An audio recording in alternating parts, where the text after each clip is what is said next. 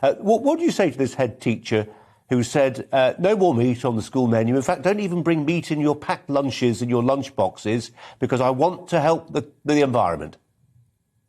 Well, frankly, it's ridiculous, Colin, to suggest that you can fly an avocado from California or Mexico, which has been grown in fairly unsustainable circumstances anyway, and that's going to have a lower carbon footprint than a lamb that's grown across the road from your school, which is grass-reared, which is on a farm which has got a huge range of biodiversity. I mean, it is complete nonsense.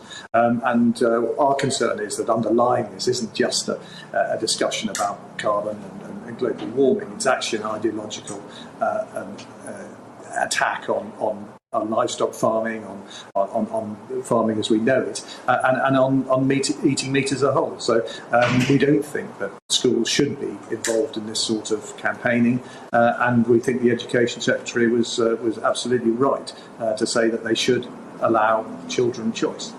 How much of a worry is it that farmers? I interview farmers fairly regularly on this on my programme. It feels to a lot of people are losing the argument that this head teacher speaks to a growing mindset, which is not only is global warming settled science, the role of agriculture within climate change is settled science. Now, you and I both know that's rubbish, that actually there's lots of data there, whether it's the amount of methane that's produced that disappears within a decade, not so much of a problem, whether it's the fixing of carbon in pasture, in grassland, and oh boy, isn't this country brilliant at producing grass, and sometimes rather than growing crops, that's what we do best, and when you've got grass, you grow animals on it that then fertilise the soil, on and on and on. Lots of arguments, very positive for meat, but not being made.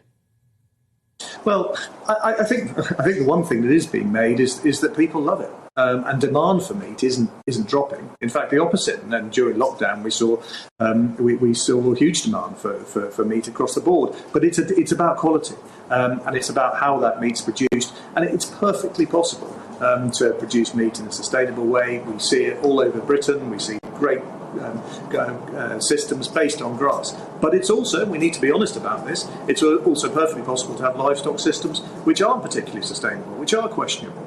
But exactly the same can be said of growing all sorts of crops as well, which it may be vegan, but if you fly over the south of Spain and see the acres of glass houses and the use of pesticides and fertilisers which are used to produce those products, it's just as unsustainable. So we should be looking at quality, we should be thinking about what we eat, and we should be sourcing stuff sustainably, not suggesting, which is entirely wrong, that the whole livestock farming industry is somehow unsustainable, and somehow that eating meat isn't compatible with having an ethical approach to food and to the way we treat the planet.